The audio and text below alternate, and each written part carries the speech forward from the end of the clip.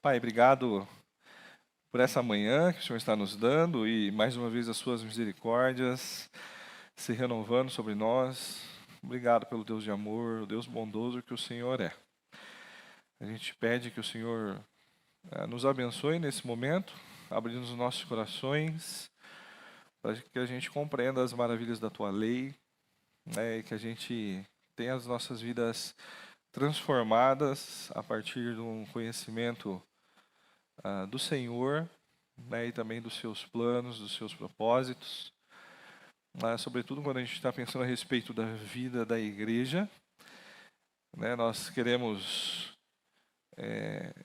vivenciar, experimentar, construir, planejar a igreja a respeito, a partir, né, da sua vontade, da forma como o Senhor planejou. Então a gente precisa estudar e a gente pede, por favor, que o Senhor nos ajude a entender, praticar, mas também, sobretudo, pensando, né, em seguir esse processo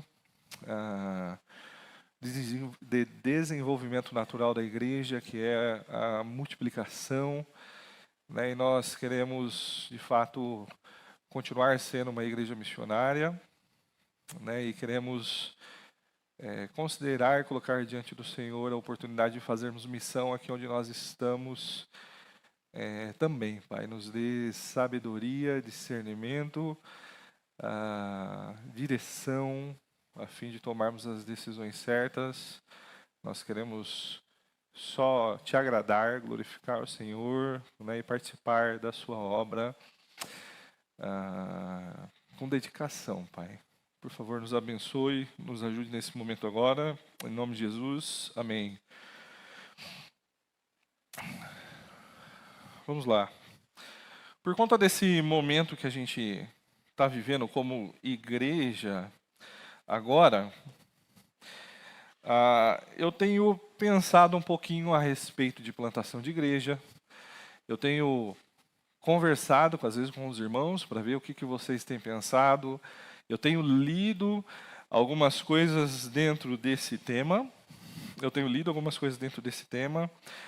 E eu me deparei com uma afirmação interessante esses dias em um livro, né? E não é exatamente ipsis literis o que o autor disse, né? Não fui capaz de me lembrar, mas certamente essa era a ideia. Passa um para frente aí, Josué, para ver o que... Travou? O computador travou? Aí. Fui eu que passei agora, né? Deixa eu testar. Fui eu, né? A maneira mais eficaz de se fazer missões urbanas é a plantação de igrejas saudáveis. O que vocês pensam a respeito dessa frase?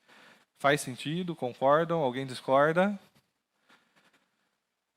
Não, alguém discorda? Alguém concorda? Alguém quer fazer alguma consideração? Eu confesso que eu tendo a concordar com esse autor, né? E na verdade, eu pensei em compartilhar com os irmãos essa frase porque a gente tem se orgulhado de sermos uma igreja missionária, né? Nós, há 2 semanas, demos o pontapé inicial da nossa campanha de missões. A gente tem um quadro de missionários ali que a gente apoia tanto orando, tanto quanto também financeiramente, mandando ofertas, participando de projetos que os nossos irmãos compartilham com a gente. A gente também vai, né, fazemos visitas missionárias, né, viagens missionárias, aí conhecendo mais de perto o trabalho desses nossos irmãos que estão desbravando alguns lugares aí pelos cantões do nosso Brasil e até mesmo do mundo, né?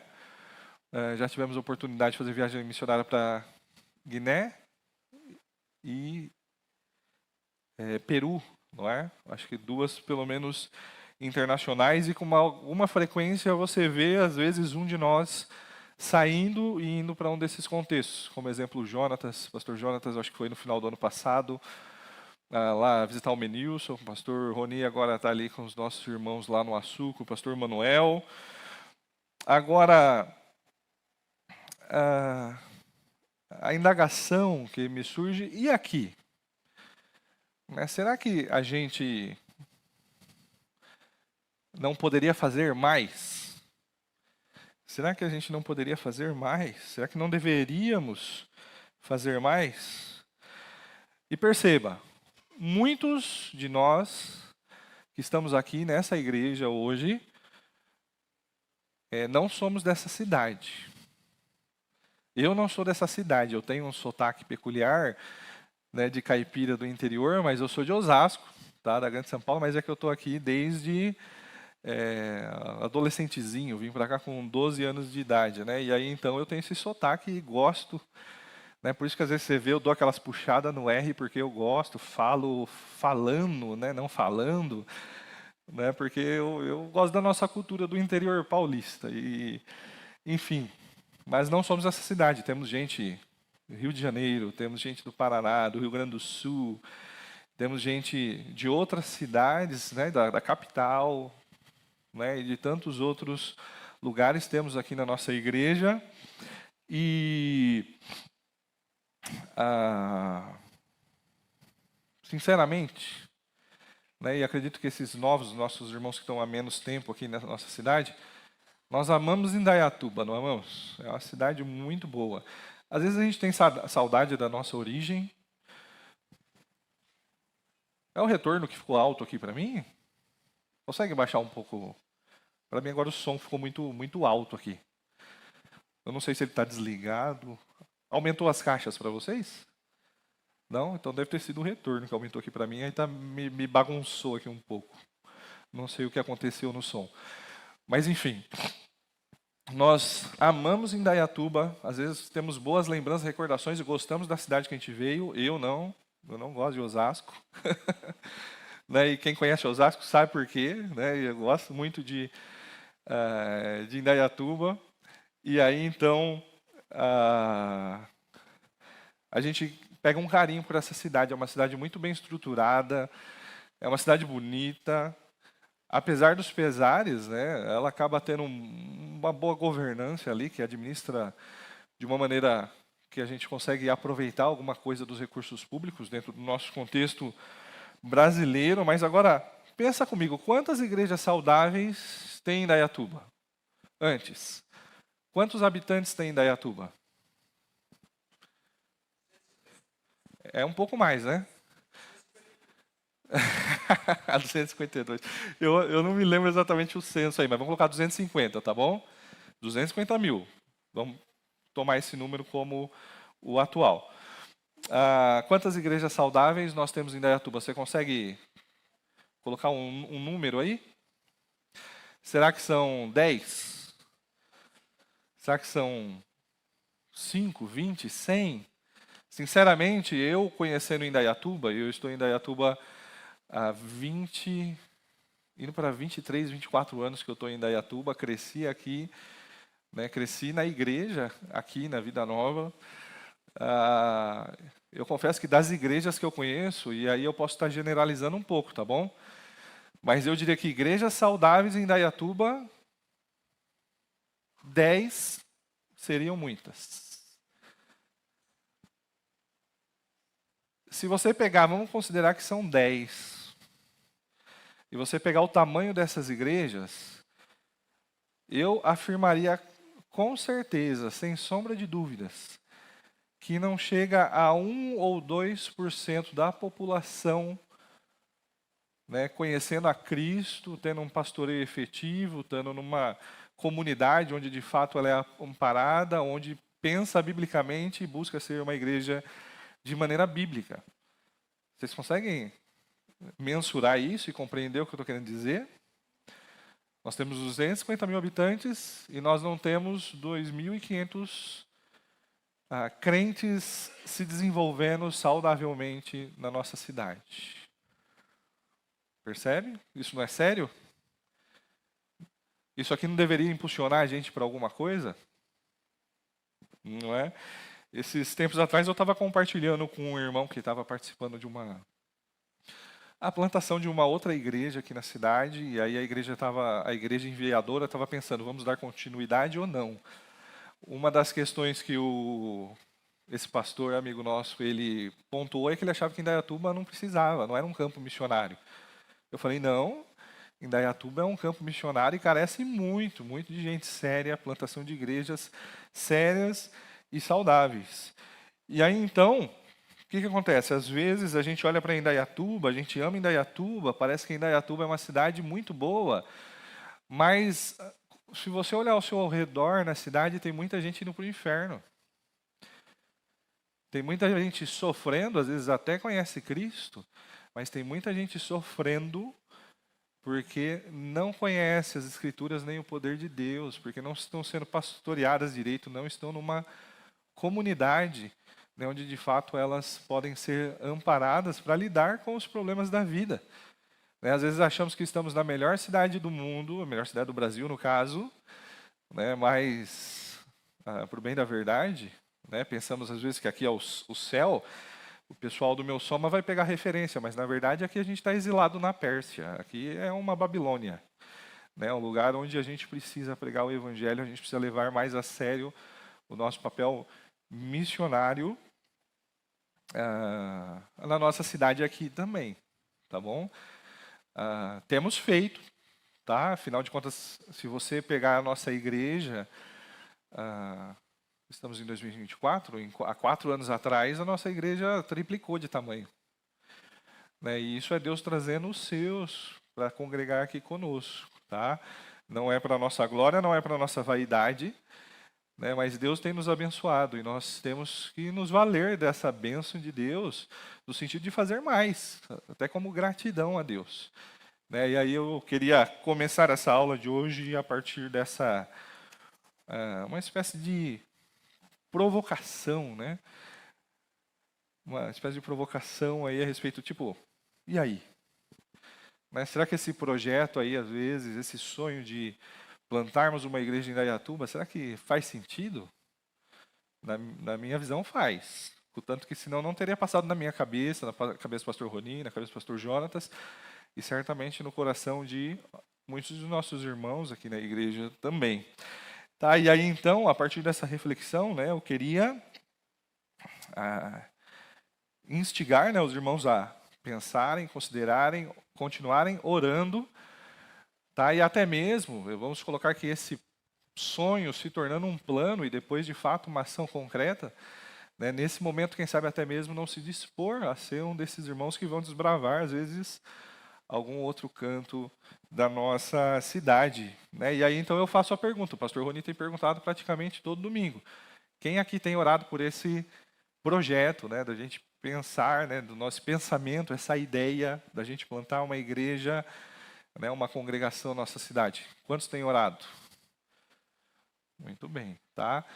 Lembre-se disso, tá bom? Persevere nessa oração, tá bom? Para que Deus nos dê direção, nos dê sabedoria, né? E Deus mostre até quem são essas pessoas. Às vezes a gente fica com um pouco de medo, né? Porque teve um irmão, e é verdade, é o meu sentimento também, né? Mas está tão confortável aqui, não é?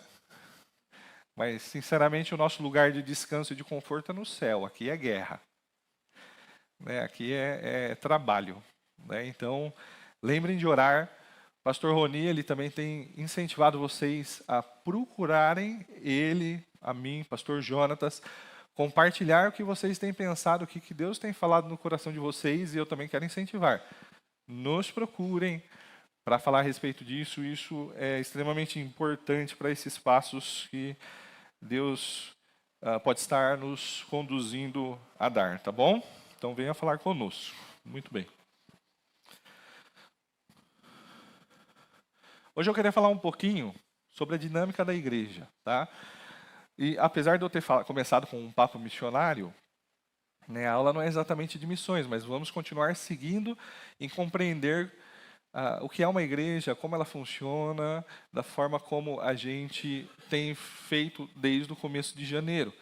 Tudo isso tem sido feito por quê? Para que a gente compreenda o que é uma igreja, né, e compreender que um dos processos naturais da igreja é essa multiplicação, que é o que o pastor Roni vem falando aí há 4, 5, até mais, né, domingos aí para trás, né, e para que nós possamos olhar, julgar as nossas obras aqui e adequar, né, com o plano de Deus, mas também pensar, avaliar o que a gente tem fora, o quadro que nem eu estou falando de Indaiatuba. Será que tem 10 igrejas saudáveis?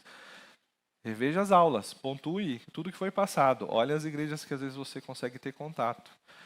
Tá? E veja se de fato não é uma grande obra missionária que a gente tem da porta aqui para fora. Não é? E aí então eu queria falar mais um ponto aí a respeito sobre a dinâmica da igreja, tá bom? Qual é a dinâmica ou a missão da igreja? Vamos lá. Junta com a pessoa que está do seu lado. Eu vou dar 3 minutos. E eu quero que você pense qual é a dinâmica, ou às vezes você pode usar a palavra, qual é a missão da igreja. Pode juntar, é verdade, é para vocês fazerem.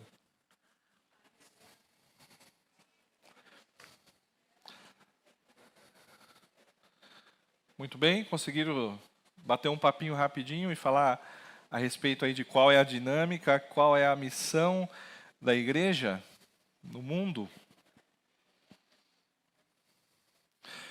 É bem possível que você tenha chegado a essa conclusão que a evangelização é a razão de ser da igreja.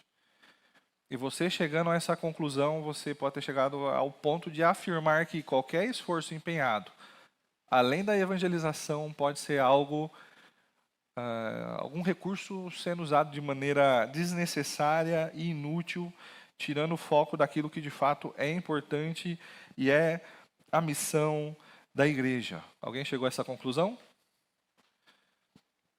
Muito bem.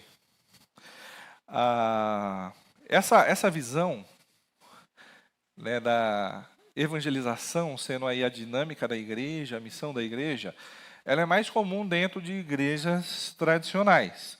E igrejas tradicionais aqui eu vou abarcar tanto igrejas históricas, como igreja batista, uma igreja presbiteriana, metodista e assim vai, mas também eu colocaria aqui os pentecostais clássicos, por exemplo, como uma Assembleia de Deus. Vai ser bem comum, quando pensar a respeito de qual é a missão da igreja, eles pensarem, a gente pensar em evangelização. E acredito, como vocês levantaram a mão, muitos de vocês chegaram a essa conclusão, tá bom?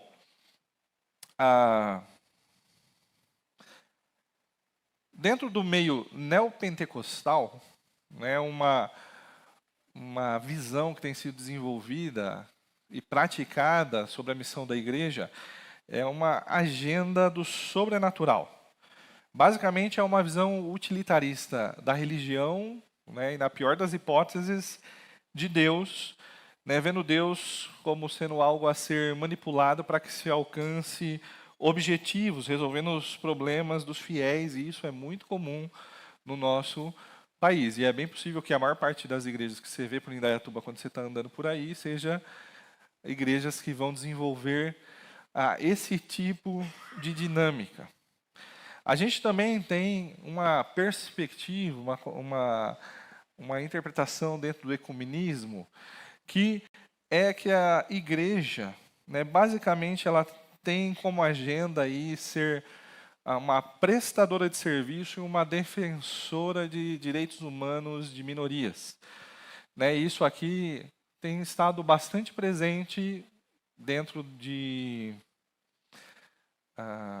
dentro da imprensa, eu colocaria, né? Dentro de jornais, coisas desse tipo, porque os evangélicos têm se metido bastante no meio da política, e aí dentro de uma agenda mais de um viés de esquerda, né? Quando se pensa em igreja, lá no fundo você consegue ver isso aqui. A igreja deveria existir para quê? Para defender os direitos humanos de minorias, a causa do oprimido, tá? Mas o que acontece? Uma igreja que pensa que a razão de ser dela se resume a isso, a igreja tem uma função social, de fato, mas que se limita somente a esse ponto, ou coloca ela como ponto principal, né, geralmente ela vai ter uma abrangência mais ecumênica, ela dialoga mais com a comunidade, com a sociedade, com a cultura, trazendo influências dela para dentro da própria igreja, né? E aí a gente vê muita bagunça em meio de grupos desse tipo, tá bom? Mas também existe uma perspectiva cultural que interpreta aí a igreja como sendo, ela precisando existir para quê? Para que ela seja simplesmente uma espécie de depositária de antigas tradições. Ela tem uma função cultural, é importante, né? Então vamos manter a igreja para quê? Para que essa cultura ela seja simplesmente preservada, continuada, como se fosse igual uma criança aprende na escola a importância de, às vezes, lendas, de festas tradicionais, né? Tipo uma festa junina, coisas desse tipo, né? E a igreja ela deveria existir às vezes meio que só para isso. Mas essa aí é como se fosse só uma interpretação colocando o valor de cultural, tá bom? Embora eu tenha listado essas 4, pegando esses vieses aí, é possível que às vezes se misturem, tá bom? Uma com a outra. E é bem comum, por exemplo, encontrar igrejas ecumênicas que também entendem a razão de ser da igreja dentro de uma perspectiva cultural, tá? Agora, qual que é a minha missão aqui? É a gente ir passando um pouquinho pela Bíblia e, a partir disso, a gente discutir alguns pontos importantes da razão de ser igreja, né, que mostra uma dinâmica, mas por meio de algumas dimensões. Para isso, eu vou me valer de alguns termos gregos, tá bom? Seria bom que o Vini estivesse aqui. Ele está aqui? Não, não está, né? Brincadeira. Isso é uma piada só. Mas aí eu vou me valer desses termos gregos. Eles são termos e conceitos teológicos importantes aí que vão nos mostrando aí essa questão da dimensão da igreja, tá bom? E aí, para darmos o pontapé inicial, principalmente por questão do tempo, nós tentarei ver 7 dessas dimensões dentro da dinâmica da igreja, tá bom? E a primeira qual que é? Vamos lá. Martiria. Martiria tem relação com o testemunho da igreja. Um mártir é aquele que testemunha, tá? Tem um outro sentido teológico um pouquinho mais para frente que eu já falo, mas é aquele que testemunha. Vamos abrir a Bíblia lá em Atos 1:8. Muitos dos versículos que eu vou usar aqui é bem possível que vocês saibam até mesmo de cor, tá bom? Né? Mas receberão poder quando o Espírito Santo descer sobre vocês e serão minhas testemunhas em Jerusalém, em toda a Judéia e Samaria, até os confins da terra. Vocês serão minhas testemunhas. O que acontece? Na concepção tradicional evangélica, dentro do nosso gueto evangélico, o dar testemunho ele ganhou uma concepção peculiar. Basicamente, o dar testemunho é relatar, às vezes, a sua história de conversão ou alguma bênção que você tenha alcançado. Né? E muitas das vezes, dentro desses contextos, e eu acho que os irmãos, principalmente aqueles que são mais velhos de igreja e na fé, né, sabem que para o testemunho ser aquele testemunho que de fato é importante, ele precisa ser dramático. Né? Ele precisa ser impactante, ele precisa ter lances impressionantes, porque senão é um testemunhozinho. E aí acaba que a gente acaba ouvindo algumas aberrações, que aí surge até aquele termo tristemunho, né? Muitas vezes a gente ouve um tristemunho, né? E o que acontece?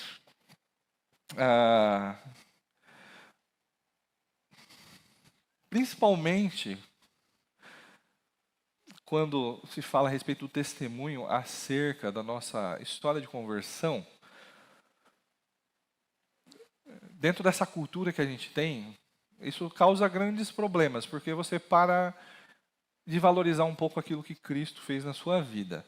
Se você tem um testemunho igual ao meu, né? Eu tive vergonha de contar meu testemunho durante muito tempo. Sabe por quê? Porque eu me converti, eu tinha 5 anos de idade, eu nunca fiz nada desses negócios igual. Teve uma vez um irmão aqui que contou um testemunho de fato que Deus operou um grande milagre na vida dele, trazendo salvação a ele. Mas imagina tudo de ruim que uma pessoa poderia ter passado, ele passou. Né? Os jovens lembram, contou uma vez numa reunião dos jovens. Tinha usado droga, tinha tido relação homossexual. Você lembra, Diego? O que mais? Hã? Abuso sexual. Assim, ó. Era um negócio que você olhava, você ficava de cabelo em pé, né? E geralmente esses testemunhos, esse irmão não foi assim, tá? Geralmente esses testemunhos dão bastante ênfase na velha vida, quando chega na nova vida, aí não, Jesus me transformou, salvou e acabou. Né? E aí, mas só isso? Não. Né? Vamos dar ênfase naquilo que Deus fez mesmo na sua vida, né? A velha vida já foi, é bom, às vezes a gente saber um pouquinho o contexto, conhecer, né? Mas ver a transformação que Jesus operou, né? Igual esse irmão contou pra gente, o nome dele é Sandro. Aí ele contou essa parte, daqui a pouco ele mostra o que Deus fez e mostra que Deus pode fazer na sua vida também, e é algo realmente extraordinário. Mas eu tinha vergonha do meu testemunho, porque, e aí? Não é? Agora, tinha um irmão aqui na nossa igreja, filho de missionário americano, o John. E aí eu aprendi a contar meu testemunho igual o testemunho dele. E aí ele colocava toda uma expectativa no pessoal, né, que estava ouvindo, falando que ele ia contar como que Deus livrou ele do vício em drogas, do alcoolismo, de uma vida promíscua, de sexo ilícito. Ele ia pontuando um monte de coisa assim, aos 5 anos de idade, igual eu. Né? E aí, o que acontece? É um grande privilégio, né, não ter precisado passar por essas coisas para ter compreendido aquilo que Cristo fez por mim. Né? E a obra que Cristo fez por você, que às vezes tem uma história parecida com essa, igual eu posso falar porque ela fala para todo mundo, mas igual a Paulinha, quando ela conta o testemunho dela, é algo impressionante. A esposa do Lucas Osório, né? Agora, a graça que salvou, alcançou a Paulinha, o Sandro, né? É a mesma graça que me alcançou. E o meu pecado ofendeu a Deus, a santidade, a justiça de Deus, da mesma forma como esses meus irmãos. Né? E aí, então, é a mesma coisa. E aí, dentro do nosso contexto, a gente pegou essa cultura do testemunho. Que vem a pessoa aqui e conta um monte de atrocidade, né? E parece que ela se esforça, né, para que de fato tenha todos esses lances assim que chamam a atenção, porque senão o testemunho dela acaba não sendo válido. Dentro do contexto neopentecostal, né, o testemunho ele ganhou uma conotação aí a respeito de contar bênçãos, né? E aí, basicamente, o testemunho dele é o quê? É contar como ele, vindo para essa igreja X, ele obedecendo tudo o que o pastor X falou, como é que de fato a vida dele mudou e ele se tornou uma pessoa rica, próspera. Mas essa não é a visão bíblica de testemunho. Olha Mateus 10, 18.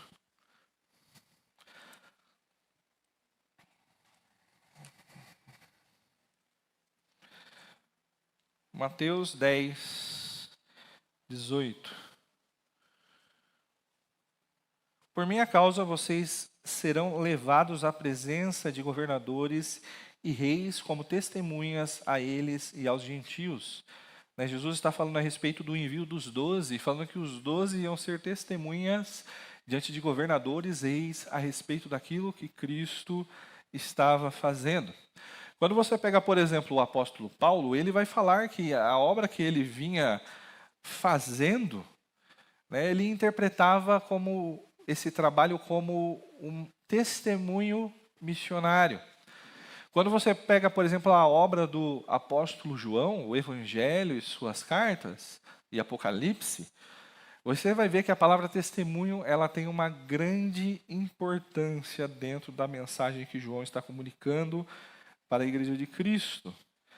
Né? Ele vai usar, só no Evangelho, a palavra testemunho e suas variantes, aproximadamente 30 vezes.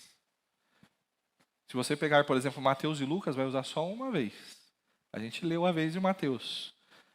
Tá? Agora, João, 30 vezes. Ele mostra uma abundância de testemunhas. Ele vai mostrar, por exemplo, ele começa mostrando João Batista, né? Ele vai mostrar Jesus e as suas obras como testemunho, né, da divindade, evidenciando quem de fato Jesus era. Ele vai se apresentar como uma testemunha, ele vai mostrar as próprias escrituras como testemunha, né? Olha só, abra lá no Evangelho de João comigo, vamos ler alguns versículos.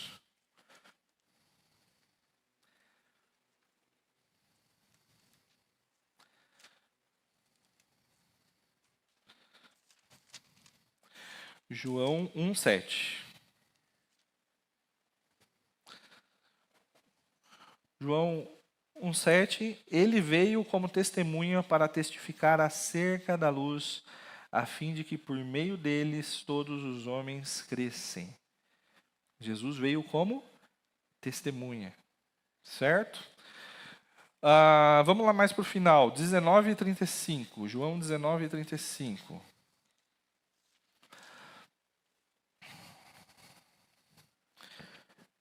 19:35. Aquele que o viu, disso deu testemunho, e o seu testemunho é verdadeiro. Ele sabe que está dizendo a verdade, e dela testemunha para você, para que vocês também creiam. E perceba, o testemunho é para que vocês creiam.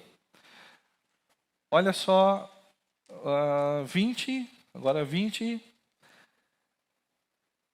versículo, me fugiu, 31.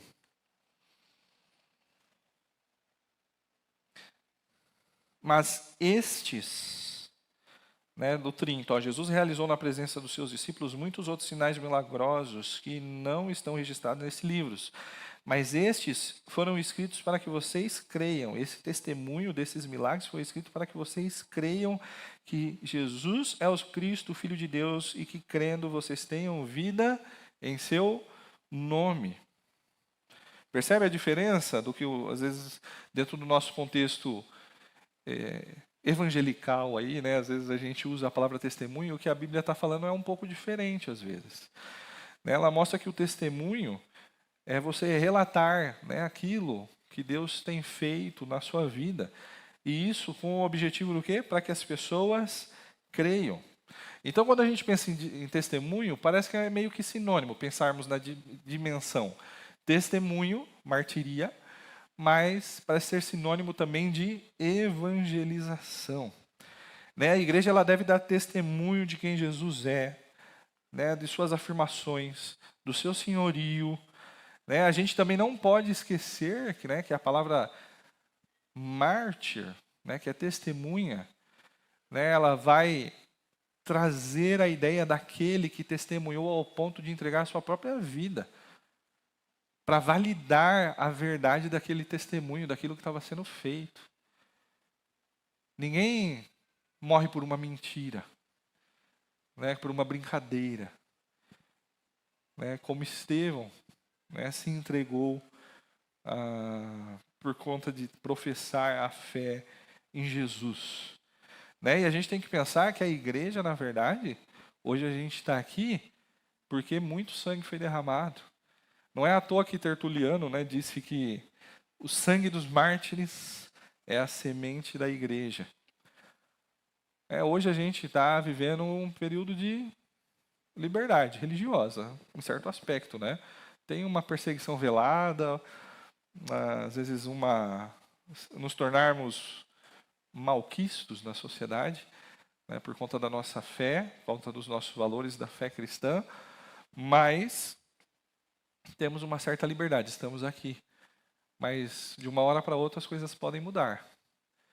Né, e a gente tem que estar preparado para testemunhar, né, aquilo que Cristo fez por nós. E se for necessário até mesmo com a nossa vida. Tá bom? É o mínimo que a gente pode fazer por aquele que deu a vida por nós. Então nós temos aí a esfera, né, essa dimensão da martiria, quando a gente pensa na dinâmica da igreja. Mas a gente também tem a esfera da liturgia, né? E basicamente, quando você está falando da liturgia, está falando da vida de culto da igreja. Atos 2, 42. Vamos ler do 42 ao 47. Eu vou me referir a esse texto por algumas vezes. Esse daqui talvez seja um dos textos, quando a gente fala de dinâmica de igreja, é um dos textos mais apaixonantes, né? A gente gostaria de estar vivendo nesse contexto, né?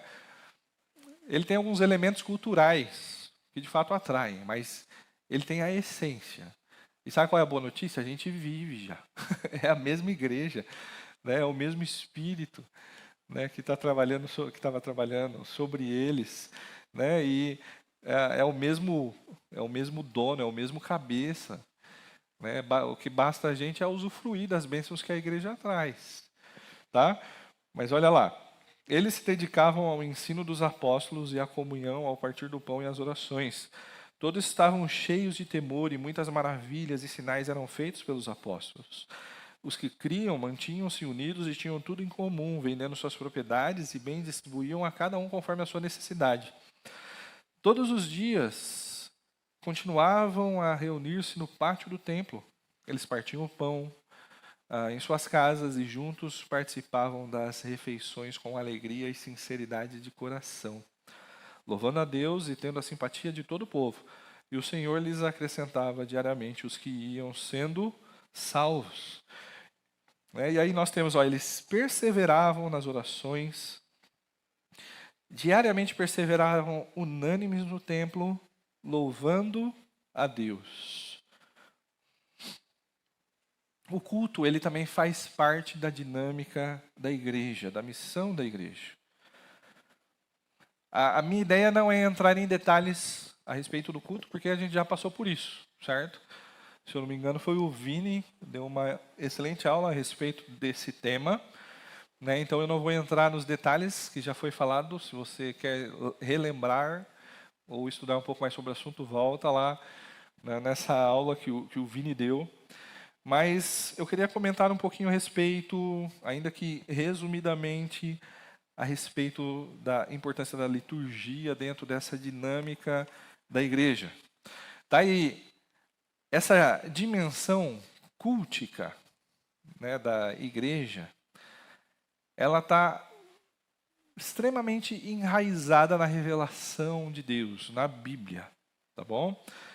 Nas Escrituras se fala muito de adoração, desde o início, por exemplo, com Abel, né? E temos chegado em Apocalipse, como nós temos visto, né? E aí nós temos aquelas belíssimas liturgias celestiais e cósmicas, né, sendo expressadas ao nosso Deus ali em Apocalipse. Né? A igreja, ela é herdeira de uma riquíssima liturgia do povo de Israel, por exemplo. Né? E o Novo Testamento, ele indica que as primeiras comunidades cristãs, eles desenvolveram uma vida litúrgica, como a gente está vendo aqui, como a gente viu aqui no texto de Atos. Né? E se você olhar, às vezes, alguns trechos de algumas cartas, sobretudo, alguns estudiosos eles vão observar que alguns trechos, às vezes, são cânticos que a igreja cantava, que o apóstolo, o autor da carta, ele estava pontuando, se valendo daquela música que a igreja cantava em seus cultos. Por exemplo, né, a kenosis, né, que é Filipenses 2, a partir do versículo 6, onde vai falar que Cristo ele não ele abriu mão, né, dos privilégios que ele tinha como Deus, se tornando forma humana, né, chegando ao ponto de se entregar, morrer, tudo isso para que todo joelho se dobre, né, e declare que ele de fato é o Deus vivo. Também temos 1 Timóteo 3,16, né, o Deus invisível, mais real, né, ali que Paulo fala. A gente também tem Colossenses 1, né, que vai falar Tem até a música do Projeto Sola, né? Vai falar que ele é a imagem do Deus invisível, né? Aquele texto ali. Então a gente tem diversos textos bíblicos. Aquele trechinho às vezes fazia parte da liturgia, da adoração da igreja primitiva, né? E os primeiros discípulos, né? Os primeiros discípulos de Cristo, eles tomaram um pouco a respeito de alguns elementos de como se adorava dentro das sinagogas, né? Os judeus, e trazendo essa prática, né, para dentro do Novo Testamento, para dentro da vivência da igreja. Né, em primeiro momento, até mesmo os judeus, quando eles olhavam os primeiros cristãos, eles não identificavam como algo separado, igual a gente enxerga hoje, um judeu e um cristão. Mas parecia que era só mais uma seita, só mais uma facção que teria dentro do judaísmo. Né, contanto que eles eram chamados do caminho. Até que chega um ponto em que eles vão ser, então, de fato, reconhecidos como cristãos, né? E aí a fé, ela começa a se espalhar. Conforme você vai vendo na história da igreja, vão sendo compostos diversos elementos litúrgicos, cadernos de liturgia, onde tinham textos bíblicos, orações, né, que eram lidas e praticadas no culto, isso desde os primórdios da igreja.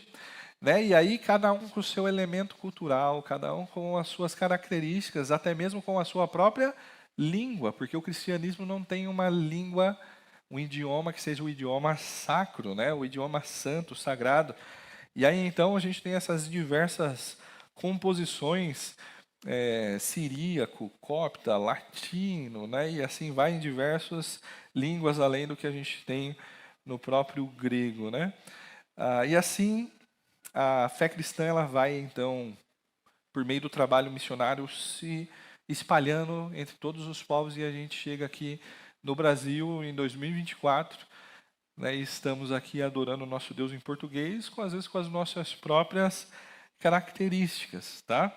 E quando a gente está falando sobre adoração, quando a gente está falando a respeito da prática do culto da igreja, é importante pensar que isso aqui é um tema de grande importância, extrema relevância para a vida da igreja.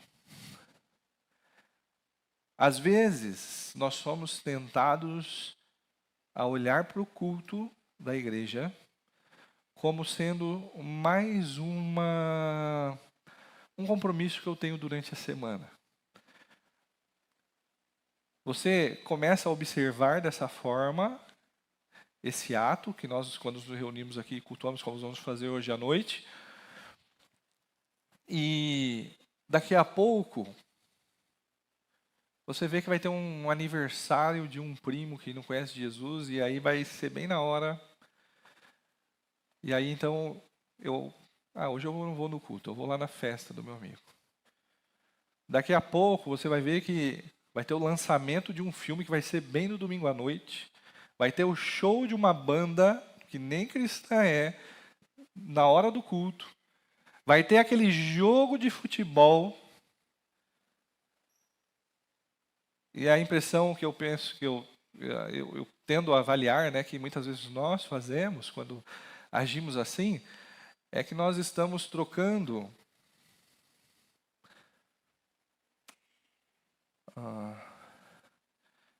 eu queria usar uma expressão mais forte, mas não vou usar, tá bom? Mas imagina aquele banquete. Sabe aquela mesa, por exemplo, de Natal?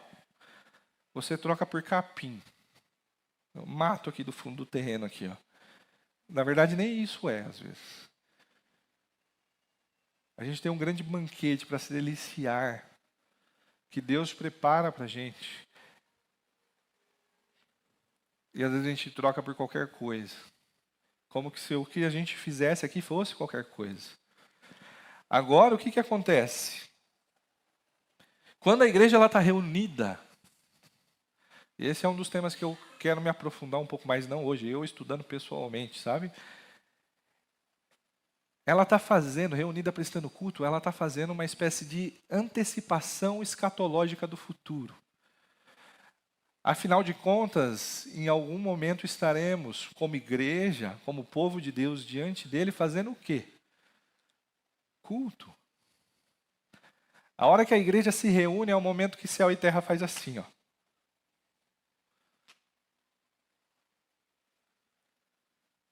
Mas às vezes o futebol é mais importante. Às vezes a festinha de aniversário é mais importante. Às vezes a visita que chegou lá em casa é mais importante. Veja, eu não acho que tem exatamente problema, sabe? Se faltar uma vez. Mas se a gente considerar a importância do que a gente está fazendo aqui, eu não vou querer perder nenhum. Parece que eu estou falando isso porque eu sou pastor, né? Mas se você ver a minha vida desde quando eu era criança, né, que nem eu falo, se você pegar, por exemplo, não estou falando nem de culto, de escola dominical, pegar as vezes que eu faltei, ou porque às vezes eu não estava doente, qualquer razão que não seja de fato uma boa justificativa que me impediria de estar aqui, para não exagerar, tá bom? Dá para contar nos dedos da mão. Eu diria que de uma mão, mas aí eu posso estar exagerando, tá? Mas por quê? Porque eu amo isso aqui. Eu sei o valor disso aqui. Eu lembro do... Eu era pequeno, não me lembro dessas experiências, mas do meu pai contar que meu avô, que está ali, às vezes chegava a visita em casa, às vezes a gente falta por causa de estar com uma visita em casa. Meu avô pegava a chave da casa e está aqui, eu estou indo para o culto, daqui a pouco eu volto. Não tem problema fazer isso. O que é mais importante? Enfim, tá? Fica aí uma provocação para que vocês avaliem aí que importância você tem dado de fato para o culto. Né? Às vezes a gente troca por qualquer coisa. Atenção, gente. Isso aqui é o que a gente vai fazer por toda a eternidade. O culto é o que a gente vai fazer por toda a eternidade. De maneira perfeita. Na presença, face a face do Rei. Né? O culto também é uma expressão muito importante do Cristo. Veja, Cristo é o cabeça da igreja, correto? A gente não consegue ver o cabeça da igreja hoje. Né? Ele se manifesta de uma maneira invisível hoje. Está presente, mas de maneira invisível. Mas tem algo a respeito de Cristo que a gente consegue ver hoje, que é o corpo. O corpo de Cristo deve fazer o cabeça visível. O cabeça não dá para ver, está muito alto. Mas o corpo de Cristo é visível, estamos aqui. E quando estamos reunidos, estamos representando isso, é o corpo de Cristo. Expressando adoração àquele, né, que nos chamou à salvação, aquele que entregou a vida para trazer salvação, aquele que nos chamou, nos transformou, nos regenerou. Percebe? Então, atenção, meus irmãos, atenção. Deixa eu ver que oração. Só vou mais um, a gente já vai para o intervalo, tá bom? Vamos lá. Poimenia. Poimenia é a ação pastoral da igreja. E aí o que acontece? Quando a gente pensa na ação pastoral da igreja, naturalmente a nossa cabeça pensa em quem? No pastor, certo? Só que o que acontece? De fato, existe um conceito dentro de poimenia. Poimenia é a palavra pastor, poimen é a palavra pastor, tá bom? Que, de fato, dentro do conceito de poimenia, tem o conceito do pastorado, do oficialato pastoral, que é o que o pastor Roni, eu, o pastor Jonatas, né, pastor Vitor, pastor Gustavo, né, que a gente exerce, tá bom? Diante da igreja de Cristo. Mas dentro de poimenia também há um aspecto de pastoreio. E aí, quando a gente está no seminário, aí às vezes a gente dá uma estudada, às vezes pega um livro, tem uma diferenciação entre pastorado e pastoreio. O pastorado, de fato, é uma questão de vocação, de dedicação, em que alguns se empenham, a igreja reconhece o chamado e então ele vive dedicado ao ministério de cuidar da igreja. Agora, existe o pastoreio, e o pastoreio cabe a toda a igreja, nessa função de cuidado. Olha comigo Colossenses 3,16.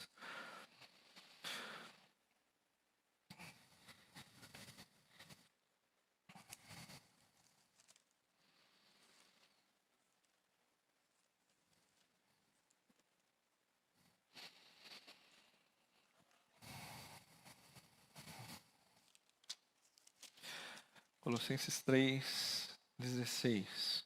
Habite ricamente em vocês a palavra de Cristo, ensinem e aconselhem-se uns aos outros com toda a sabedoria. Cantem salmos, hinos e cânticos espirituais com gratidão a Deus em seu coração. Ensinem, né, instruí-vos, aconselhem-se, aconselhai-vos mutuamente com toda a sabedoria. Para quem que Paulo está falando aqui? Para a igreja de Colossos, certo? Que hoje também se aplica para nós, igreja de Cristo. Né? E ele está falando que, ó, vocês, igreja, instruí-vos, aconselhai-vos. A igreja, né, ela deve conceber essa ideia básica de que ela deve ser uma comunidade de acolhida, de cuidado, e isso de maneira mútua e recíproca. Tá? É nela que todos devem encontrar um cuidado amoroso, é nela que nós devemos sempre encontrarmos lugar de aceitação, não no sentido de não ligar para uma mudança ou de uma transformação, mas tipo, no sentido de que ele tem espaço, ele pode ser recebido, ele precisa da graça, ele é alvo da misericórdia assim como eu, ele lida com as falhas, com os pecados e a gente está aqui para andar junto, a gente está aqui para caminhar junto. Inclusive, Gálatas 6:2, que traz essa ideia também, né? Levai as cargas uns dos outros e assim cumprireis a lei de Cristo. Levai as cargas uns dos outros, o versículo, ou seja, o contexto imediato, o versículo anterior é: irmãos, se vocês forem surpreendidos em algum pecado, vocês que são espirituais, ou seja, vocês, igreja de Cristo, você crente em Jesus, você deve corrigir o seu irmão. Levem as cargas pesadas uns dos outros. Como é que eu corrijo o meu irmão? Eu chamo a atenção dele, de fato. Mas é uma exortação, eu viso a restauração, não uma humilhação do meu irmão. E aí o que eu vou fazer? Ele está lidando com uma luta, com um pecado. Eu vou pegar a carga que ele está carregando e vou dividir com ele. Eu vou te ajudar, vou criar um relacionamento de prestação de contas, vou fazer um discipulado com ele. Percebe? Ensino e cuidado. Agora veja, não é difícil compreender isso, certo? Instrução, cuidado, amparo. Deu para compreender, certo? Mas agora e praticar isso? Aqui que está o X da questão. É fácil a compreensão, mas não é fácil você praticar isso.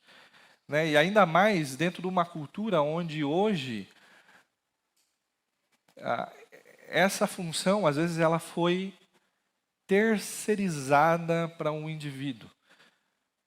O pastor, e veja, ele é responsável por isso também, sobretudo para direcionar esse processo, supervisionar esse processo, ser o exemplo desse processo, né?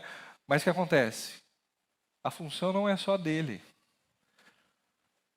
Né? Eu tive, esses tempos atrás, contato com uma igreja que a impressão que eu tinha é que a forma como eles viam o ministério pastoral era de como se o pastor fosse um funcionário da igreja, e aquilo que é papel da igreja, a gente está pagando alguém justamente para quê? Para ele fazer aquela missão, aquele papel. Veja, não caiam nesse erro.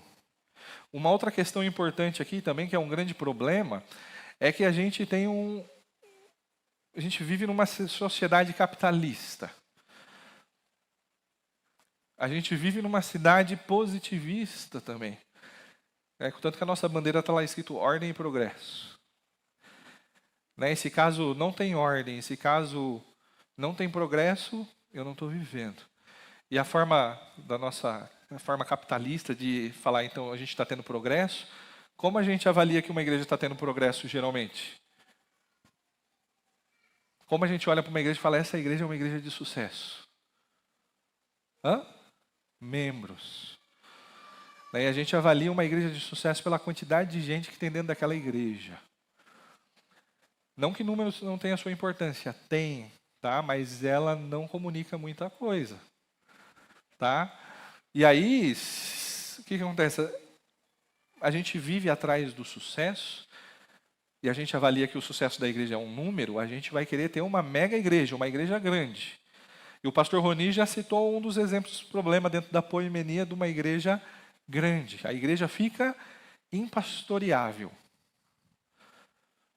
E veja, impastoreável, não só da perspectiva de nós pastores, mas impastoreável na perspectiva de vocês mesmos. De nós como corpo de Cristo. Por quê? Primeiro, da perspectiva do pastor, a gente não consegue dar conta de ajudar todo mundo, né, de dar conselhos para todo mundo. E confesso que a igreja crescendo do jeito que está, eu e o Jonatas muitas vezes, pastor Roni não, porque todos vocês passam pelo grupo pequeno pastor Roni, mas eu e o Jonatas frequentemente a gente tem que... Peraí, quem é fulano de tal? A gente às vezes não sabe ainda, a gente não conhece. Porque a nossa igreja está crescendo e ela está chegando no número da qual a gente interpreta que ela vai começar a se tornar impastoreável. Agora isso acontece também a gente como igreja, como rebanho de Cristo aqui, como igreja local. Afinal de contas, da mesma forma como às vezes eu não conheço um de vocês, vocês também não conhecem um ao outro.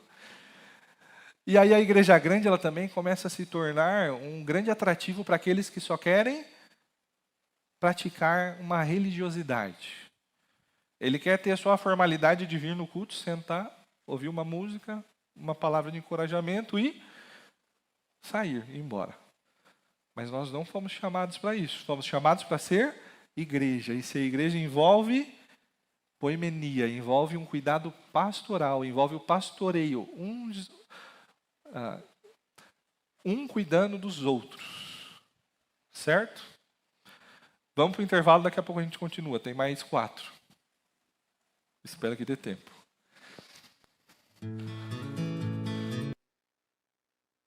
Servir o seu próximo. Mais uma, e aí a gente tem a palavra koinonia, que aí nós temos então a comunhão da igreja, a vivência da comunhão da igreja. E essa palavra koinonia, acho que lá, talvez pela época dos anos 80, ela acabou se tornando um termo bem famoso dentro do contexto evangélico brasileiro, né, por essa ênfase na comunhão que foi dada. Tem até um grupo de louvor antigo, né, que gravava CD, que era o Ministério Koinonia. Acho que a gente tem umas 2 músicas que a gente canta aqui na igreja, que se você procurar na internet lá, a versão mais antiga que você vai achar, você vai ver, é o grupo Koinonia. Né? Agora eu não me lembro qual. Mas koinonia, o que significa? Significa comunhão. A ideia básica de koinonia é compartilhar. Tá? E, como disse, dentro do contexto da igreja, né, a ideia de comunhão, o conceito de comunhão, ele é bastante comum. Né, seja por conta de textos bíblicos, como lá o do Salmo 33, né, quão bom e quão agradável é viverem unidos irmãos. Né, passando para aquela solene declaração que Cristo faz, né, dizendo que nisto vocês todos conhecerão quem são os meus discípulos, né, se tiverdes amor uns aos outros. Ou seja, os discípulos de Cristo seriam reconhecidos se caso um amasse ao outro, pelo amor que eles têm um pelos outros. E até mesmo quando a gente pensa em comunhão, aí a gente volta lá para Atos 2, 42, né, e a gente se encanta, né, com a prática da comunhão que aquela igreja tinha. Eles perseveravam na doutrina dos apóstolos, na comunhão, na oração, no partir do pão. O tempo todo eles estavam perseverando em estar juntos, louvando a Deus. Eles tinham tudo em comum.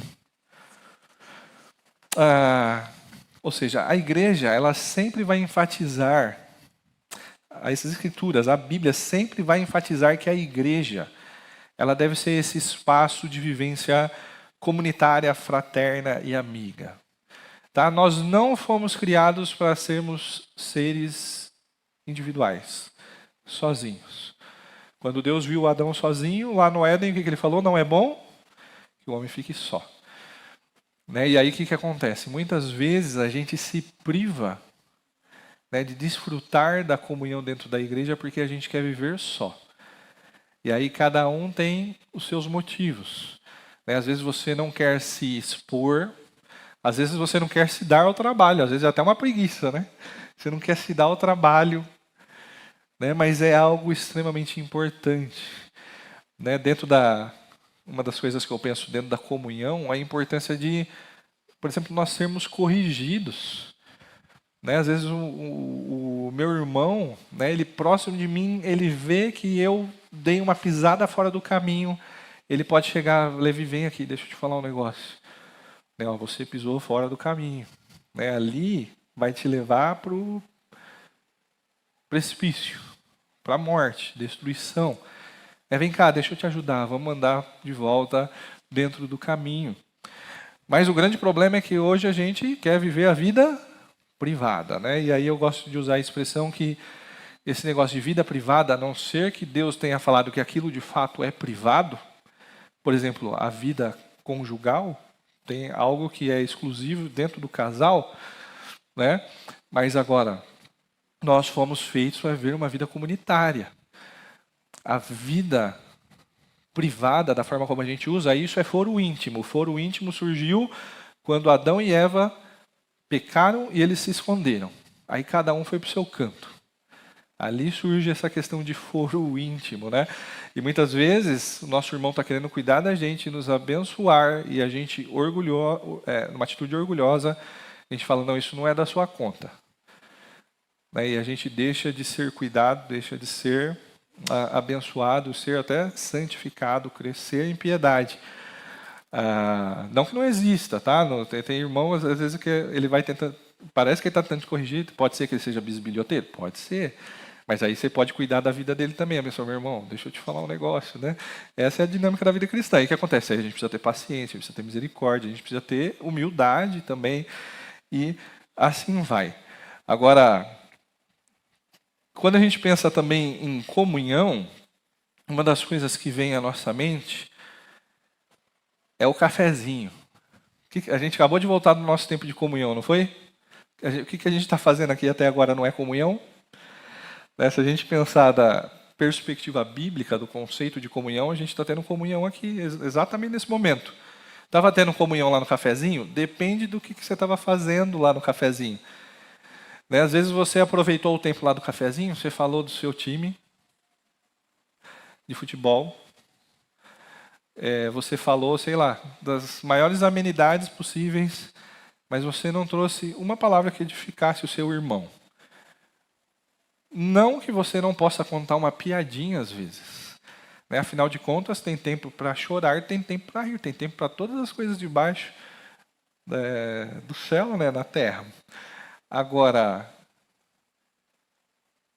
muitas vezes a gente não vê essa questão da poemia, da diaconia sendo aplicada dentro da koinonia. E a gente perde oportunidades de abençoar o seu irmão porque simplesmente você se priva a ficar numa superficialidade. Aí a koinonia é o lanche que os jovens têm quando saem depois do programa de jovens aqui da igreja, é o cafezinho na hora da EBD, às vezes é a reunião que as irmãs fazem de oração, estudo bíblico, às vezes ali a gente está tendo um momento de comunhão ali, de estudo da palavra, mas o que acontece? A comunhão ela é algo extremamente mais profundo que isso. Tá? Afinal de contas, por exemplo, Colossenses 3 vai falar que nós estamos escondidos em Cristo. Nós temos diversas vezes Paulo trazendo o termo que nós estamos em Cristo. E a partir do momento que eu descubro que eu estou em Cristo, minha vida é ressignificada. Ela ganha um novo significado, ela ganha um novo propósito, agora ela tem sentido. Mas, juntamente com isso, descobrindo que eu estou em Cristo, eu descubro que você está em Cristo também. Mas que a irmã ali de trás também está em Cristo, e aquele lá do fundo também, e são muitas pessoas que estão em Cristo. E nós estando em Cristo, nós estamos ligados também um ao outro, por causa de Cristo. E muitas vezes a gente quer usar a koinonia para se valer do rir com os que estão rindo, né? Mas e o chorar com os que choram? Partilhar da dor, Partilhar, por exemplo, da luta de um pecado, como eu citei aqui de Gálatas 2. É aí que entra a questão do... Às vezes não se dá o trabalho. Mas nós somos chamados para isso. Para rir com os que riem, chorar com os que choram. A ideia do koinonia é de compartilhar. Biblicamente falando, compartilhar vida. Compartilhar vida. Nós somos chamados a uma vida de koinonia, uma vida de compartilhar minha vida com os meus irmãos. Certo? O que mais que eu tinha que falar aqui da koinonia? Que eu ia falar. Koinonia, tá? Isso aqui é um tema extremamente profundo e riquíssimo, que eu acho que vale a pena você estudar a respeito disso em algum momento. Uma boa oportunidade para estudar sobre esse assunto. Eu sei que diversos grupos já estudaram aquele livro do Jerry Bridges, Comunidade Verdadeira. Agora, se o seu Soma não estudou, pega um momento, terminando o material que você está usando, ano que vem, tá? Mas usa o tempo que vocês têm ali semanalmente para estudar koinonia. Você vai ver que isso vai aprofundar o relacionamento que vocês têm, vai aprofundar a compreensão que você tem de corpo de Cristo, né? E vai ser extremamente desafiador, vai te esticar, tá bom? Mas são as marcas do crescimento. São as marcas de crescimento. Vamos lá, outra marca.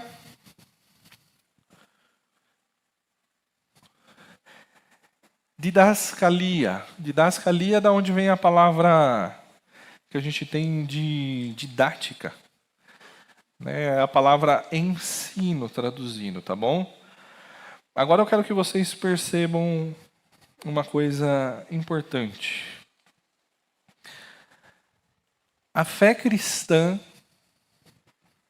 ela é centrada na palavra de Deus, na Bíblia. E isso aqui vai ser extremamente importante para a vida cristã. Extremamente importante para que a igreja cumpra o propósito dela. Para que seja uma marca, um distintivo, parte da missão de quem ela é, razão dela ser o ensino. Agora, às vezes a gente corre o risco, muitas vezes, de olhar para o ensino, olhar para a própria teologia, ver ela como um fim em si mesmo, às vezes até mesmo como um meio de redenção, mas não é nada disso quando a gente pensa no conceito de didascalia, da educação da igreja.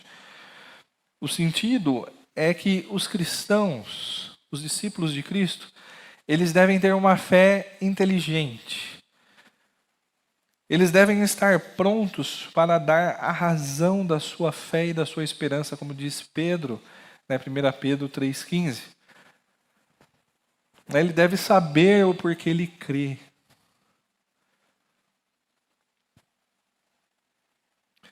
Aí, quando nós pensamos, né, na educação cristã, didascalia, pode ser também doutrina, ensino, doutrina.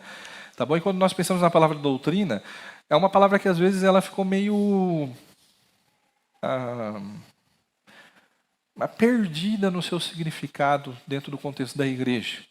Afinal de contas, em alguns contextos, quando nós pensamos em doutrina, às vezes a doutrina é um conjunto de regrinhas, de usos e costumes que aquela igreja tem.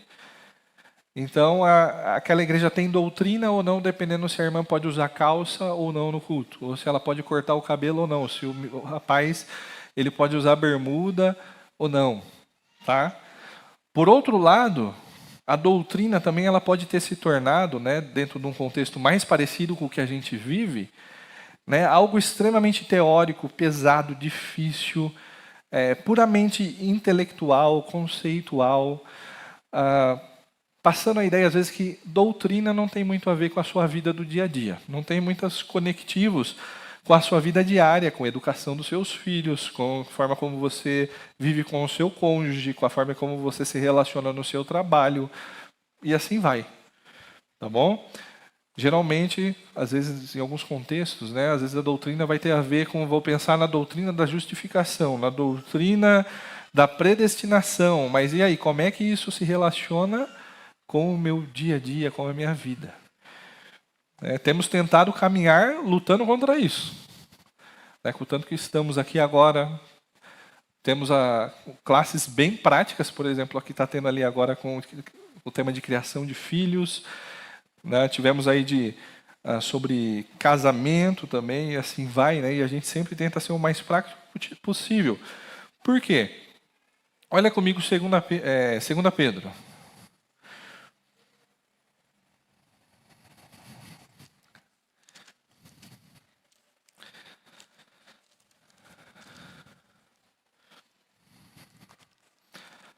Segunda Pedro 1:3.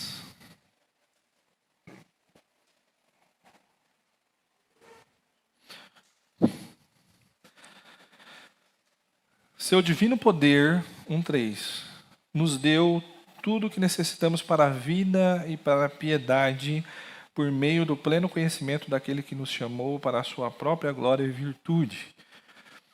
Uma das coisas que me chama a atenção aqui é que Deus nos deu. Então aqui a gente pensa, é um ato da graça e da misericórdia dele. Ele nos deu algo. Veja, ele nos deu tudo. Ele não deu algumas coisas, algumas ferramentas, ele nos deu tudo. Tudo o quê? Tudo o que necessitamos para a vida e para a piedade. É algo que a gente precisa para a vida e para a piedade. Pode ser que você interprete vida e piedade como sinônimos. Eu tenho a impressão que Pedro ele se vale de vida e piedade querendo trazer nuances diferentes. Se ele usasse só a vida, ia ficar só uma questão de generalidade ou, às vezes, abrangendo vida cristã somente. E aí, às vezes, você poderia criar uma dicotomia.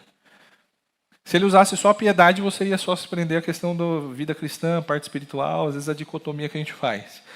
Mas ele fala para a gente vida e piedade. Vida, as generalidades, os desafios em quais você está inserido no seu dia a dia. Piedade, como você se relacionar, buscar a Deus, e juntando essas duas coisas, vida e piedade. Agora, como que Deus nos deu isso, no seu divino poder? Por meio do pleno conhecimento daquele que nos chamou para a sua própria glória e virtude.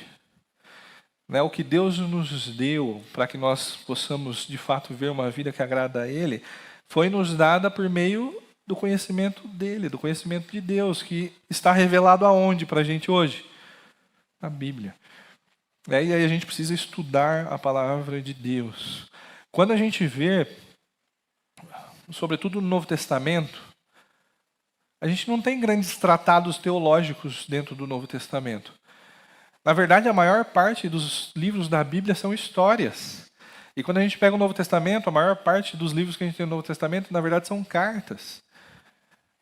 Relacionamento, lidando com desafios, com coisas práticas do dia a dia. Acontece que conforme a igreja foi se desenvolvendo e o estudo da doutrina foi se aperfeiçoando, do ensino bíblico, foi se sistematizando essas doutrinas. Só que a sistematização da doutrina é só uma forma de facilitar o estudo, o conhecimento. Só que muitas vezes a gente, nesse afã de tentar facilitar o conhecimento, a gente se entrega num exercício intelectual que às vezes se torna pouco produtivo. É por isso que é muito bom que você se aplique a estudar, por exemplo, um livro como o do Paul Tripp, lá que a gente está fazendo os discipulados das mulheres e dos homens. Você acredita? Por quê? Porque ele vai pegar teologia sistemática, vai falar a respeito da doutrina, e ele vai falar o que essa doutrina tem a ver com a minha vida, com o meu dia a dia. É assim que se faz teologia. Às vezes a gente pensa que teologia é para alguns, doutrina, ensino, às vezes é para alguns, mas não, teologia é para todos. Como diria o R6 Sproul, ele tem um livro lá, Somos Todos Teólogos. Todos nós somos teólogos, todos nós pensamos algo a respeito de Deus. A questão é a partir de que você tem construído aquilo que você pensa a respeito de Deus. E aí então, a igreja serve para direcionar, para conduzir esse processo e fazer as pessoas conhecerem Deus.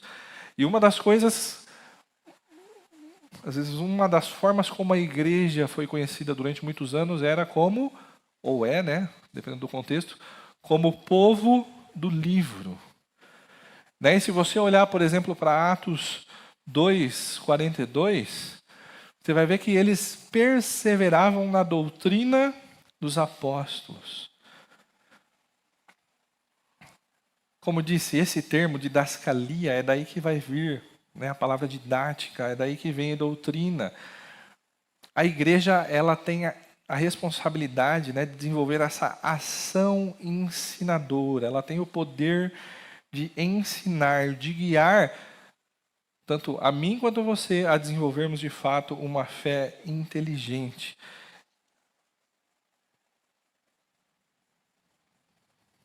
Deixa eu ir para o próximo, senão não vai dar tempo.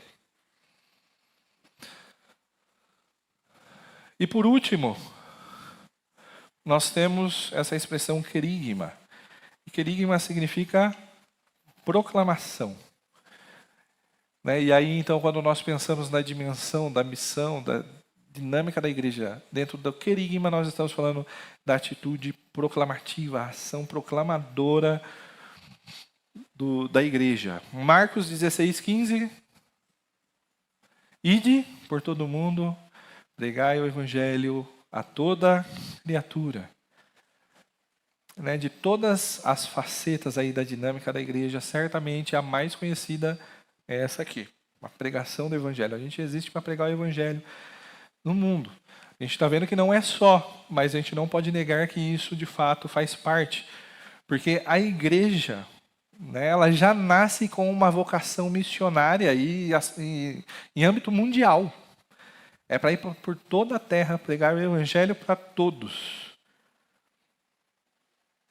E quando nós pensamos em desenvolver uma história do cristianismo, basicamente o que você está fazendo é estudar uma história da expansão da fé cristã. É uma história do querigma, é uma história da proclamação da igreja. Agora, não há a menor dúvida, né, que o anúncio proclamado da igreja primitiva, ele era absolutamente cristocêntrico. O que a igreja deve pregar, proclamar, não é que Cristo vai te dar um carro novo todo ano, 0 quilômetro. Não é exatamente que Deus vai curar a sua doença. Não é que vai fazer você ter uma vida mais fácil, uma família feliz, como a do comercial de margarina. Mas a mensagem é de que devemos pregar Cristo, e como Paulo diz lá em 1 Coríntios 1, Cristo crucificado. Pregar quando? Em tempo e fora de tempo. E qual é a mensagem do Evangelho? Eu já dei uma aula sobre isso alguns meses atrás. Deve fazer mais de um ano já, agora não me lembro. Tá bom, mas o que é o Evangelho? Como você definiria o Evangelho? Consegue pensar numa passagem bíblica que faz uma boa síntese do Evangelho? 1 Coríntios 15, 3 e 4. Ó, minha Bíblia abriu sozinho com o vento, estava no 1 Coríntios 15, 3 e 4. Deus está querendo falar com a gente aqui, hein? Pois o que primeiramente lhes transmiti foi o que recebi. Paulo está falando. O que ele recebeu primeiro, ele está agora passando. Que Cristo morreu pelos nossos pecados, segundo as Escrituras, foi sepultado e ressuscitou no terceiro dia, segundo as Escrituras, e apareceu a Pedro, depois aos 12, depois disso apareceu a mais de 500 irmãos de uma só vez, a maioria dos quais ainda vive, embora alguns já tenham adormecido. Depois apareceu a Tiago, e então a todos os apóstolos, e assim vai. Qual é a síntese da mensagem do Evangelho?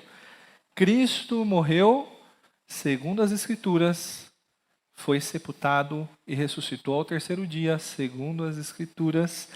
E é importante você lembrar que ele foi visto por muitos, porque isso aqui não foi da cabeça de alguém que saiu. Existiram testemunhas que Paulo estava escrevendo isso aqui, ele estava citando elas, e elas poderiam se levantar a qualquer momento e falar, ele está falando é mentira, isso é viagem da cabeça dele.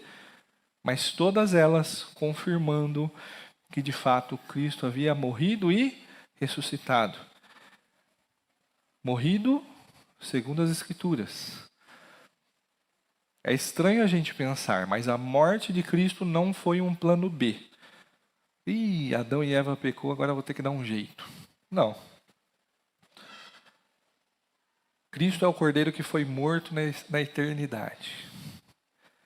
Sempre foi parte do plano de Deus, desde antes da criação, que Cristo fosse o Cordeiro de Deus que tiraria o pecado do mundo.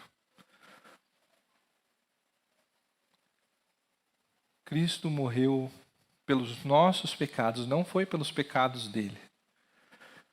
Ele era o Santo de Deus, ele não tinha culpa nenhuma.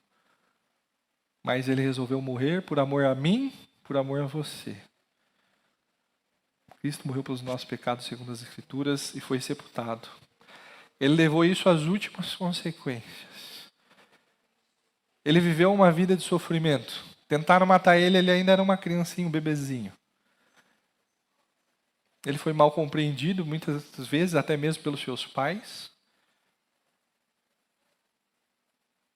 Ele foi, às vezes, chamado de traidor. Chegou a um ponto que ele foi preso. Ele foi cuspido, ele foi açoitado. Ele derramou muito sangue. Ele foi pregado numa cruz. Ele foi espetado com uma lança. Derramou todo o sangue dele. Sabe por quê? Por amor a mim e a você. Porque ele nos amou até o fim. Mas ele sendo a própria vida, a morte não poderia vencê-lo. E ele então ressuscitou segundo as Escrituras. Você quer lembrar o que você precisa proclamar como igreja? Lembra? 1 Coríntios 15, 3 e 4. Ali você tem uma boa síntese do Evangelho para que você pregue, por exemplo, no evangelismo. O que eu vou falar? Lembra, tá bom? Na prática do evangelismo, na prática da proclamação, não são minhas palavras que convencem. Quem convence é o Espírito. É obra dele, certo? Ele vai convencer mediante ao quê? Certamente a minha proclamação, mas minha proclamação precisa estar em cima da palavra. Lembre de decorar versículos. No mínimo saber onde está, porque agora você tem a Bíblia no seu celular, em qualquer lugar, é facinho de você achar lá, grava a referência. Tá bom? Enfim, a mensagem que a igreja deve pregar é essa. Do Cristo que morreu pelos nossos pecados, segundo as Escrituras, foi sepultado e ao terceiro dia ressuscitou, segundo as Escrituras. A gente deve pregar a respeito do senhorio de Cristo. E a igreja lá no começo, pregando a respeito do senhorio de Cristo, você consegue conceber o porquê que eles foram perseguidos? César governando o Império Romano, o homem mais poderoso do Império. Começa a surgir algumas notícias que numa tal de Judéia, num lugar lá em Belém, o cara cresceu em Nazaré, Cafarnaum. Ele é um rei dos reis, senhor dos senhores, o Quírios. O Quírios era César. E aí vem alguns baderneiros, como é tratado em Atos, né? E começa a falar que o Quírios nasceu lá em Belém. E é o Senhor dos senhores. Dá para entender o porquê que eles foram perseguidos. Dá para entender porque a igreja é perseguida até hoje. Agora, essa pregação, ela foi feita com muita ousadia. Ela foi feita com muita criatividade, ela foi feita de maneira apaixonada. E certamente com a capacitação sobrenatural do Espírito Santo na vida daqueles pregadores, para que essa mensagem chegasse aqui para mim e para você.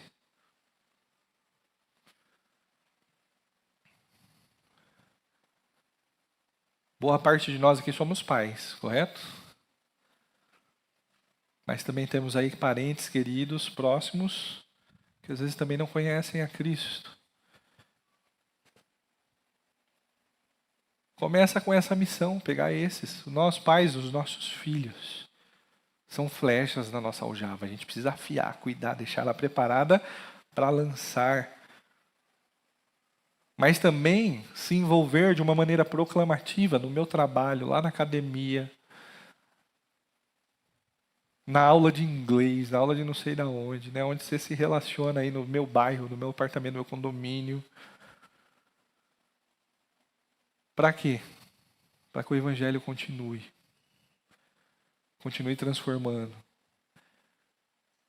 Para que a gente continue cooperando com aquilo que Cristo está fazendo no mundo. E isso por meio de pessoas que às vezes a gente olha para a Bíblia e a gente vê, por exemplo, a galeria dos heróis da fé, Hebreus 11. Mas se você olhar esses heróis da fé, esses que venceram e ficaram de exemplo ali registrado para a gente, olha a vida de um por um. É gente como a gente. Se Deus usou um Abrão mentiroso, né, o Moisés, cara meio irado, né? Usou Davi, um adúltero, assassino. E aí você vai pontuando tantos outros. Paulo, um perseguidor, cruel. Pode usar a mim e a você também para fazer grandes coisas. Bom, basicamente era isso que eu queria compartilhar com os irmãos hoje. Quando vocês conversaram lá no começo, aí com as pessoas do seu lado, você pontuou pontos como esse? Eu acho que sim. Né? Mas temos muitas coisas para refinar, para pensar como nós devemos ser igreja. Né? Devemos aperfeiçoarmos aí no nosso testemunho. Devemos nos aperfeiçoar e nos esforçar e valorizar a prática do culto.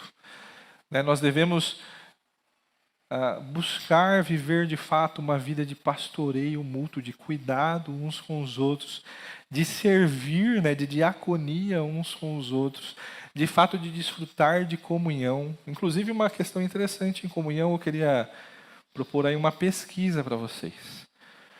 Às vezes quando a gente fala de vida de piedade, a gente enfatiza muito Bíblia, oração. Eu já falei que eu coloquei Bíblia, oração e comunhão. Por quê? Dá uma leitura no Novo Testamento, pega um ano para dar uma estudada com esse foco, às vezes, nos seus devocionais, aproveitando para pensar essas coisas. A vida de piedade individual é importante? É enfatizada na Bíblia? Com certeza. Mas qual é a ênfase principal do Novo Testamento? É a vida de piedade comunitária. Olha o tanto de mandamento de mutualidade, sabe, aquele uns aos outros que a gente tem. Por quê? Porque a forma, né, que Deus usa de nos aperfeiçoarmos envolve os nossos relacionamentos. Né, buscando de fato ser uma igreja que olha para o livro que Deus deixou para a gente, sendo comunicado uma linguagem que a gente entende. Né, desenvolvendo de fato uma teologia, doutrina, mas não só como um exercício intelectual, mas para guiar as nossas vidas, a de fato vivermos para a glória de Deus. E aí nos levando, então, de fato, à proclamação do Evangelho. Né, que Cristo morreu pelos nossos pecados, segundo as Escrituras, foi sepultado e ressuscitou ao terceiro dia. Muito bem? Então fica aí, ó, se vocês pensarem qual é a missão da igreja. Às vezes eu poderia ter desenvolvido uma frase, né? Não pensei nisso, juntando todas essas características. Mas lembra disso, testemunho, culto, pastoreio, serviço, comunhão, ensino e proclamação. Certo? Vamos orar então? Ó Deus, muito obrigado pela manhã que o Senhor nos deu, de podermos olhar para a sua palavra e pensarmos um pouquinho a respeito dessa instituição que o Senhor fundou, iniciou, que é a igreja. Obrigado porque o Senhor nos trouxe salvação, nos inserindo, né, nessa família. E obrigado porque ser igreja, parte da igreja, é algo extremamente importante, útil, valoroso para as nossas vidas. É mais uma das suas grandes demonstrações de misericórdia e graça sobre as nossas vidas, Pai. E nos ajude a, de fato, participarmos da sua obra, Pai. Nos ajude, de fato, sermos uma igreja que testemunha, uma igreja que valoriza o culto ao Senhor. Nos ajude a sermos uma igreja em que cuidamos uns dos outros, em que servimos uns aos outros, que desfrutamos da verdadeira comunhão que temos por meio do Senhor Jesus, que busca de fato olhar para a sua palavra e conhecer ao Senhor para que de fato usufruamos de tudo que o Senhor nos forneceu para a vida e para a piedade, mas sempre, Senhor, visando também essa cooperação para a qual o Senhor nos chamou, nos comissionando a fazermos discípulos de todas as nações, pregando Cristo que foi crucificado, mas que ressuscitou ao terceiro dia. Nos ajude a compreender melhor o que é ser igreja a cada dia. Obrigado por tudo que o Senhor tem feito no nosso meio. E nos ajude de fato a sermos uma igreja que contribui para o seu reino, glorificando ao Senhor, e espalhando a mensagem do seu evangelho. E lembrando a respeito do que temos sonhado como igreja. Que o Senhor, por favor, nos abençoe, nos direcione a sermos uma igreja que faz missão aqui na nossa cidade também. E quem sabe, às vezes, por meio da plantação de mais uma igreja na nossa cidade, Pai. Abençoe o restante do nosso domingo, que sua boa mão esteja sobre nós, que nós possamos reconhecer o Senhor em todos os nossos caminhos e que logo mais à noite possamos estar todos juntos para prestarmos mais esse culto a Ti, Pai. Prepara os nossos corações, prepara as nossas vidas, e aceita a adoração que nós prestaremos logo mais à noite a Ti, Pai. Em nome de Jesus, amém.